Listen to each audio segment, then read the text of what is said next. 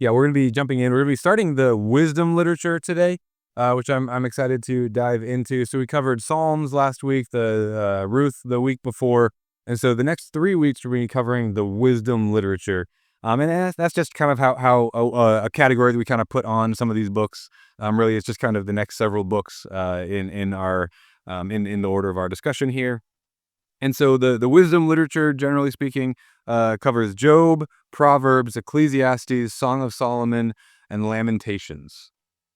Lamentations gets put next to Jeremiah at the end of Jeremiah, both because likely Jeremiah wrote it, and also it kind of follows right on. Jeremiah ends with the fall of Jerusalem, and then Lamentations is about the siege and fall of Jerusalem. So that's kind of why it's a little bit not quite packed in with the other books, but. So today we're going to cover Proverbs, Song of Solomon. We're going to do a little bit of an overview, cover Proverbs, Song of Solomon, and then try to touch on Lamentations. This will be, again, very high level, so we'll just kind of get cruising a little bit. For those of you who are keeping score at home, the date on the handout is wrong, just so you know. It is not the 7th. You are correct. It is the 14th, in case you were confused. I just didn't change that before I printed it, and I had 50 copies, and I wasn't going to print 50 more copies to get the date right. You know what day it is. Anyways, so the interesting thing about the wisdom literature is that these books tend to help us think about kind of the perennial issues of life in a good but fallen world, right? So these books help us to hold on to both of these truths, and these are going to be your first two blanks: that the world is good, is created by God for His glory and our good, and yet the world is fallen. The world is fallen, marred by sin, both our own and those around us, and even just the corruption of creation, and is touched by curse and death. So that's kind of the major theme of all 5 of these books. Basically, how do you live in such a world? How do you live in a good but fallen world? So these books help us to understand how to relate, is your next blank, norms and exceptions. These books help us to understand and how to relate norms and exceptions. So sometimes we kind of only gravitate towards thinking about the norms, right? This is how life should go. This is kind of the general principles. If I do this, this will happen. If I do this, that will happen. And sometimes we kind of only live in that headspace, and we don't make room for exceptions. Well, what about sometimes the times where those general rules don't play out that way? On the other hand, some people tend to gravitate towards kind of only living in the exceptions, right? Whenever you want to talk about kind of any issue, it's always, well, let's run right to the really hard cases, right to the really exceptional things, and just talk about kind of the exceptions. Right. And so we, yeah, and it's not just a love for controversy. We just kind of want to get into what about the interesting things. So what's going to be helpful about the wisdom literature is that it's going to give us a hearty place for the norms. This is kind of the normative principles for how life under God's rule in a fallen world operates, while helping us appreciate the exceptions, while helping us appreciate the sometimes it doesn't quite work out that way. So Proverbs is your next blank. This is going to cover your norms. This is kind of the core normative book of the wisdom literature.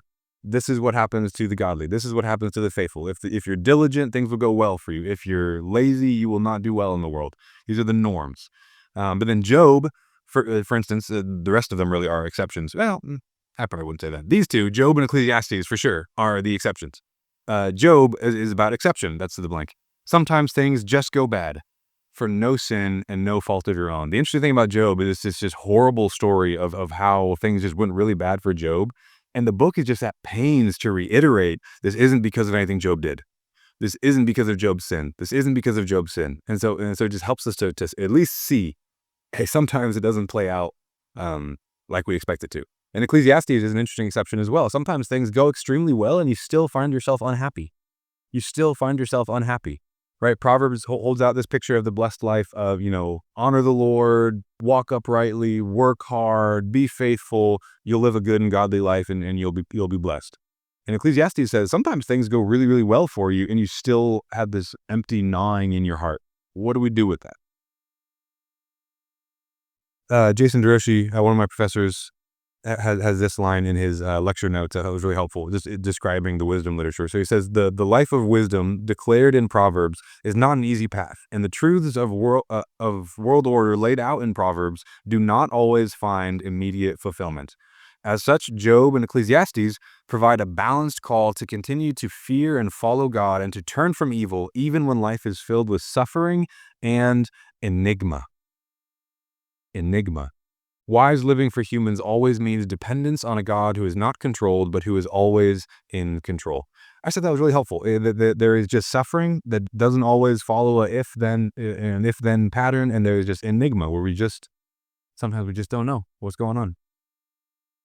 Okay, quick overview. Proverbs is norms, again, wisdom for living a godly life. Job, fearing the Lord when things go really bad. Ecclesiastes, fearing the Lord when everything goes your way. Godly, bad, everything. Right. Again, we just want to note the danger on both ends, interestingly. So Proverbs 30, verses 7 through 9. Again, so Proverbs is aware of the exceptions. It's not like Proverbs is just kind of simplistically unaware that there are exceptions. Proverbs 30, verses 7 through 9 is really interesting. It says, "Two things I ask of you, deny them not to me before I die. Remove far from me falsehood and lying." And this is interesting. "Give me neither poverty," when things are really bad, "nor riches," things are really well. "Feed me with the food that is needful for me, lest I be full and deny you and say, 'Who is the Lord?' or lest I be poor and steal and profane the name of my God." So Proverbs is saying we need help. We need help to know how to live godly ways. Our flesh is not our friend and are not our ally. When things go really well, there are going to be certain temptations that we need to be aware of to live a good and godly life, fearing the Lord. And then when things are really poorly, there are certain temptations that we need to be aware of in order to live a good and godly life. And so that's what the wisdom literature is going to try to help us to do, to see, here are the norms. This is where you're going to live most of the time for most of the people, most of your lives. And yet you need to be aware of the exceptions and the dangers and the pitfalls that come with those. Then you get to Song of Solomon. It's about marriage, but it's an example of how to fear the Lord in good times. How to fear the Lord in the good things of life. And then Lamentations, about the fall of Jerusalem. And this is an example of how to fear the Lord under his sharp discipline when things go poorly. And importantly, when things go poorly as a result of my sin.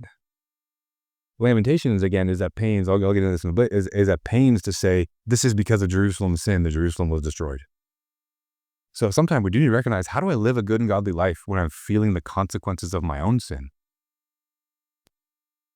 Okay, wisdom literature and human mastery. That's your next blank. Mastery in the world. Stephen Dempster, I've quoted him throughout this series quite a bit, says this: "The books that follow the wisdom literature fall into the category of wisdom literature," okay, he says that, "which develops the theme of human mastery of the world. Wisdom signifies the mastery of a skill in a particular domain." He goes on to kind of explain different ways that the word wisdom is used in the Old Testament. Used for everything from like making clothing for priests, for making the tabernacle, for just various skills, for sailing, for metallurgy, and for combat. So kind of the Old Testament picture of what wisdom is this skill and mastery and kind of excellence in a certain domain. Dempster goes on, "The wisdom books present wisdom not in terms of a specific skill, but for life itself. Consequently, Solomon in part embodies what it means to fulfill the call to be human in Genesis 1:27-28, namely to rule the creation and to exercise dominion over it." Wisdom literature specifically deals with this concern for legitimate mastery and control of creation. Okay, so the picture of the wise life that these books paint brings together the righteous life, how to be godly, Proverbs 3 verse 7, "Be not wise in your own eyes, fear the Lord, turn away from evil." One of the main thrusts of the wisdom literature is how to live a righteous life. Point 2, the satisfying life, how to be happy, how to be satisfied in the life that God has given you. Proverbs 15:16-17. "Better is a little with the fear of the Lord than great treasure and trouble with it. Better is a dinner of herbs where love is than a fattened ox and hatred with it." So part of what the wisdom literature is trying to do is to help you see, you want happiness in life? This here is the path, not just kind of infinite wealth, infinite status. You want the happy life. There's actually a way that God has made for you to live that. Righteous life, satisfying life, and then the dominion life. Dominion life, how to actually impact the world around you for good. God has put us here to exercise dominion over this creation for his glory and the good of one another. Proverbs 29:2, when the righteous increase, the people rejoice, but when the wicked rule, the people groan. Proverbs 21:5, the plans of the diligent lead surely to abundance, kind of dominion in your own life. The plans of the diligent lead surely to abundance, but everyone who is hasty comes only to poverty. You want to exercise good and godly dominion over the spheres that God has given you in your own life? Be diligent. Don't be hasty. All of this righteousness, satisfaction, and dominion is founded on what Solomon calls the fear of the Lord. Proverbs 9:10, the fear of the Lord is the beginning of wisdom, and knowledge of the Holy One is insight. Okay, let's jump into Proverbs, unpack that just a little bit more. So this is again, the central normative wisdom book. This is the guidebook for wise life. It isn't simplistic, right? Even in itself, it recognizes and is aware of exceptions, but on the whole presents life in its normal operations. So interestingly, this Proverbs was one of the first books of the Bible that I ever read, and read in a way that was like, oh wow, this actually makes a lot of sense. And I've had that. I've heard other guys have that experience too, where for some reason a guy will pick up the Bible and start in Proverbs and just kind of go, oh, I think God actually knows how life works. This is fascinating. Like the answers that you get for like why things happen and how to live a good and satisfying life that the world gives are just not. They just don't land. They just, if you poke at them for just a second, they just kind of fall apart. And then when you try to live kind of in worldly wisdom and it just doesn't work, and all of a sudden you turn to the book of Proverbs and you see, wow, God actually knows how the world works. That's fascinating. I wonder why. And so for me, that it was generally a starting point of like, I actually think there's something to this Bible. I was trying to read Romans at the same time. So I'd read Proverbs, I'd read Romans, and I'd go, oh, this makes sense. Then I'd read Romans, and I'd go, I have no idea what's going on. But it was helpful, right? So it was helpful. So let me just give you a quick overview of the structure. So chapters 1 through 9 is kind of the introduction to wisdom. Chapters 10 through 29 is kind of the meat of Proverbs. This is wise sayings. And then chapter 30 through 31 is kind of the closing bracket. Right, so it's kind of the opening and closing chapters. You're going to have longer blocks of text, some stories, some parables, some bigger strung out ideas. In the middle chunk, kind of that body, again 10 through 29. Pretty much every verse could more or less stand on its own. If you just kind of pulled it out, you could get a lot from any individual verse in that middle section. Now they're not random. They're not just kind of like thrown in there. That's not a helpful way to think about it. There is some organization. There is some context, and it's a very continuous thing right in that middle, but it kind of has a rule. If you're trying to understand any given proverb, check kind of the 10 verses before it and the 10 verses after it. They're just going to be some kind of themes you'll notice, some things that get repeated. So there'll be, one thing will be said. I should give you some examples, but one thing that will be said, and then kind of you'll come back to it 4 or 5 verses later that kind of adds some depth and with some. So there's some context around it, but on themselves they can stand more or less as helpful little wise sayings. Kind of a moving context would be how I would think of that. So Proverbs connects the pursuit of wisdom, and this is really interesting. I think this is what helps us know what to do with the opening bracket and the closing bracket. So Proverbs connects the pursuit of wisdom and the need to continue to pursue wisdom as you age by analogy. So pursuit of wisdom, is connected by analogy to the pursuit of a good wife and the need to stay faithful to her as you age. So it sets up basically the pursuit of a good marriage and the pursuit of faithfulness as you age is held up as an analogy to the pursuit of wisdom. He's holding up the pursuit of wisdom like the pursuit of a good wife. Basically, pursue wisdom while you're young, find her, and marry her. It'll be tempting to kind of mess around with folly while you're young and put off finding wisdom until you're older. Don't do that. Find wisdom young. And then, as you age, there will come seasons where folly will be tempting to you. But don't give in. Don't cheat on wisdom with folly. It'll ruin you. As you age, you'll be tempted to dabble in some folly. Don't do that. So we see this pick up, especially in chapter 4, where Solomon starts to make this case of find wisdom and hold fast to her. Hold fast to her. That's your blank.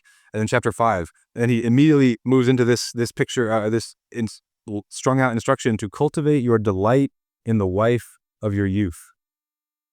Cultivate delight in the wife of your youth. Again, this is helpful advice for literal marriage, right? It's not like it's not also good wisdom for literal marriage, but it's also about how to seek to delight in wisdom even as you age, even as folly seems to be a little bit more enticing. Then chapters 6 and 7, beware the adulteress, avoid her. Again, that's good advice, but also it's about wisdom and folly. Also, it's helping you to think about wisdom and folly in very visceral terms. Chapter 9, it sets up the picture of Lady Wisdom and Madam Folly. They don't get names, but there's two women. There's Wisdom and there's Folly, and both basically inviting you to a meal. The one leads to life, the other leads to death. Right? So there's this picture, personifies both wisdom and folly as women inviting people to come and eat with them. One leads to life, one leads to death. And then it closes with chapter 31, the portrait of a wise and godly wife. Again, this is both a good and helpful picture of a wise and godly woman, but it is also a picture of Lady Wisdom and describes the benefits of finding and clinging to wisdom as you age. It celebrates the fruitfulness of a lifetime of faithfulness to wisdom. Just notice this, Proverbs 8, verse 11, again from that opening bracket, he says, for wisdom is better than jewels. That's your blank. Wisdom is better than jewels, and all that you may desire cannot compare with her. Then, note this in Proverbs 31, verse 10, an excellent wife who can find? She is far more precious than jewels. So yes, that is true of a godly wife, right? It's not wisdom, not this, is both, right? But what's happening here is setting up the pursuit of wisdom in those tangible terms. Seek wisdom, marry her, don't cheat on her. That's how you live the life of righteousness, satisfaction, and dominion. All right, Song of Solomon. Song of Solomon is a picture of how to live wisely, how to fear the Lord in light of God's good gifts. In light of God's good gifts. Gifts. Is gifts? Yes. Okay. How's the volume? Are we doing all right so far? Okay. It's meant to help us to see the role of delight and gratitude in the cultivation of godly wisdom given in the face of sin and misery, even in the face of sin and misery. God's created order, including marriage, though fallen, is still good and to be delighted in. This is helpful because there's kind of a cynicism. When we look at sin and misery in the world around us, it can be tempting to us to kind of want to caveat and downplay delighting in the good things that God's given us. Delighting in the good things that God has given us. C.S. Lewis has an interesting essay in his collection of essays, Weight of Glory, where he basically talks about, he's trying to answer the question, why would you go to college during World War II? It was an interesting question. Like, London is being bombarded daily, and he's kind of asking the question, like, why would you go to college in a time like this? And he basically says, what's interesting is you're not asking the deeper question. The deeper question is, in light of the gravity of the sin and misery of the world around us that is always true in a fallen world, why would you ever spend any time studying and trying to pursue knowledge and anything like that? Right? Basically, there's a certain way that you can look at the world and say, the brokenness and the devastation of the world is so urgent and so pressing and so overbearing that nothing ever makes sense. How could you ever celebrate in a time like this? If we understand the fall, then there's a certain sense where that might make sense to just say, how can you ever celebrate when souls are being damned through death apart from Christ every day? How could you stop and celebrate? And Song of Solomon says, no. Even in a fallen and broken world, God has given us good gifts, and it is wise and godly to celebrate them. And we must. As this is a part of what Song of Solomon tells us. Yes, the fall. Yes, brokenness. Yes, misery. And yet, celebrate the good things that God has given you. Gratitude. Very, very important. Okay, here's Dempster. He says, the Song of Songs, Song of Solomon, celebrates the dimensions of blessing much like Proverbs, and particularly the marital blessing. The beauty of each beloved is praised, and there is transparency to each other. There is a candid eroticism in an atmosphere of complete openness to each other, without any shame or fear. This has led some scholars to remark that the entire text is a type of commentary on Genesis 2:25. The man and the woman were naked and not ashamed. In other words, Moses says this first married couple were naked and not ashamed in basically 9 words, and Solomon says the same thing in about 2,000 words. It's a celebration of one of the blessed and good gifts of God's world. Dempster goes on, and this is probably one of his more controversial claims, but I think he's right. In the light of the larger storyline and prophetic commentary, notably Jeremiah and Hosea, the love between the two human lovers points to the relationship between the Lord and Israel at the beginning. Jeremiah 2:2, I remember the devotion of your youth, how as a bride you loved me and followed me through the desert, through a land not sown. Basically, he's saying the song here is both a celebration of marital intimacy, but is also a metaphor for the relationship of God and his people, or Christ and his bride, the church. So, Song of Solomon, is it Christ and the church, or is it marriage? Is this about Christ and the church, or is it simply kind of about the beauty of marriage? To some degree, if we read our Bibles kind of comprehensively, our hands are a little bit tied on this one. If we say that it's only about marriage, then what do we do with Ephesians 5:32? That says marriage is a picture of Christ and the church. So either this is kind of directly about Christ and the church, or it's about marriage, which is a picture of Christ and the church. So however you slice it, you kind of end up with both. Song of Solomon is a celebration of the blessing and oneness of marriage, which is itself a pointer to Christ's relationship to his bride, the church. So you should read it like it's about both, right? Just like Ephesians 5 itself says something about marriage and something about Christ and the church. Just because it's a picture of Christ and the church doesn't mean what it says about marriage is somehow irrelevant. It's not like when all of a sudden Paul says, what I'm saying is a mystery and it points to Christ and the church. It's not like, oh, so throw out that actual stuff about marriage. It was just a metaphor of Christ the whole time. No, it's about marriage and Christ.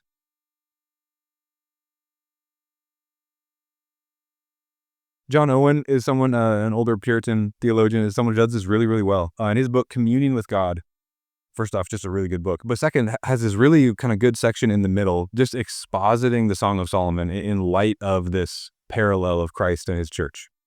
So if you want to see how that's done, I would highly recommend John Owen's Communion with God to you. Song of Solomon verses 2-3, just to give an example, I think is a really helpful verse to kind of see all of these dimensions of what's going on there. This is the bride praising her husband and says, as an apple tree among the trees of the forest, so is my beloved among the young men.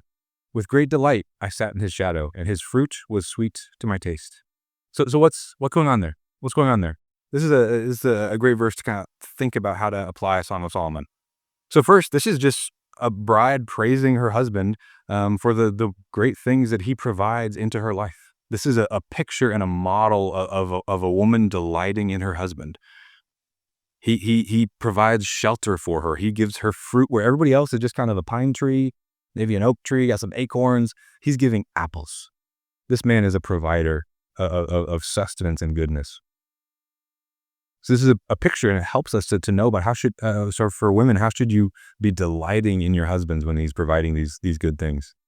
Does he know that you delight in him? So, or for men, this can be a challenge to you. Are you an apple tree in the midst of a forest? Are you an apple tree? Are you providing shade and shelter? Are you bearing fruit that is good for your wife? But then we can also think about Christ. Every other hope in the world ranges from desert shrubs to pine cones and acorns. But Christ alone is true refuge for us. And for his church, Christ alone provides the sweet fruit that we need to nourish us and sustain us. Okay, Lamentations. I'll do this fairly quickly. Lamentations is about how to live wisely in a good but fallen world as redeemed but still sinful people. I'll skip the Dempster quote. It'll be helpful for you to look at later on. Lamentations emphasizes that this suffering is because of Jerusalem's sins. This is not Job. Job goes out of his way to say this is not because of Job's sin. Lamentations goes out of his way to say this is because of Jerusalem's sin. Lamentations 1:8, Jerusalem sinned grievously, therefore she became filthy. You can read the rest. Lamentations teaches us how to continue to fear the Lord and hope in his covenant mercy in spite of our own sin. Lamentations 3:21-24, but this I call to mind. Remember, this is one who's saying, I'm guilty. This is my fault. This is just judgment on my own sin. But this I call to mind, and therefore I have hope. The steadfast love of the Lord never ceases. His mercies never come to an end. New every morning. Great is your faithfulness. The Lord is my portion, says my soul. Therefore I will hope in him. Okay, so there are 3 errors that Lamentations should help us avoid in trying to live a wise and godly life in light of our own sin. There are 3 errors that Lamentations help us to avoid. First, not owning our own sin. Not owning our own sin. It's tempting to want to kind of blame shift when we see the consequences and judgment on our sin. This isn't my fault. Look at how brutal the Babylonians are being. Okay, yes, but why did God send them? Not mourning our suffering. The second one, not mourning our suffering. But if we own our sin, sometimes we just kind of don't let ourselves genuinely lament the misery and suffering of our sin. Oh, this is happening to me. This misery is falling on me because of my own sin. So who am I to complain about this? And then third, not hoping in his love. So we might mourn our sin, but kind of take his judgment as final and absolute. We give up all hope and we stop trusting in his promises. Or put positively, Lamentations helps us to own our sin, to mourn our suffering, and to hope in his covenant love. Some fun facts for you there. You can kind of read those on your own. They're all acrostics. That's interesting. So they all just kind of, or at least the first 4 all work through the Hebrew alphabet. Chapter 3 has 66 verses, so 3 verses of each letter of the alphabet that it starts with, saying like, hey, this is the main point. This is the point. This is the point. This is the point, right? That's what that's trying to do. This chapter makes hope in the mercy of God the central theme and climax of the whole book. Chapters 1 and 2, grim, dark, silver linings of hope, but grim, dark. Chapter 3, dark, but hope is the point. So Lamentations is centered on hope in the face of our own sin. Chapter 5, I don't know what to do with this. It's an acrostic, or it's not an acrostic, but it still has 22 verses. It's like they needed a 5th chapter. It was kind of like, I'm tired of doing acrostics. I don't know. I'll do the 22 verses, but I don't know. I don't know what to do with that. This is interesting. So quick application by way of summary. Proverbs lays out the norms for wise living. Wise living is meant to help us live righteous and satisfying lives of good and godly dominion. Song of Solomon shows us what it looks like to delight in God's good gifts, specifically marriage as the example, while also pointing us to the covenant love between God and his people. And then Lamentations helps us to live wisely in repentant hope. Repentant hope, recognizing the sin and suffering of God's creation, especially our own sin and suffering. Okay, we have a few minutes left. If you go pick up your kids at 11, take off. So we're not going to come back to share stuff, but take a few minutes before you leave and discuss these questions just in groups around you. Basically one discussion question for each of these. Proverbs, why is it helpful to keep the distinction between norms and exceptions in mind? What errors might we fall into if we only focus on the norms? What errors might we fall into if we only focus on the exceptions? Song of Solomon, how do delight and gratitude cultivate godly wisdom? Why does a book about how to be thankful and celebrate things find a home in the collection of wisdom? How do delight and gratitude shape the way we think about God, the world, and our circumstances? And then Lamentations, how do confession, mourning, and hope cultivate godly wisdom?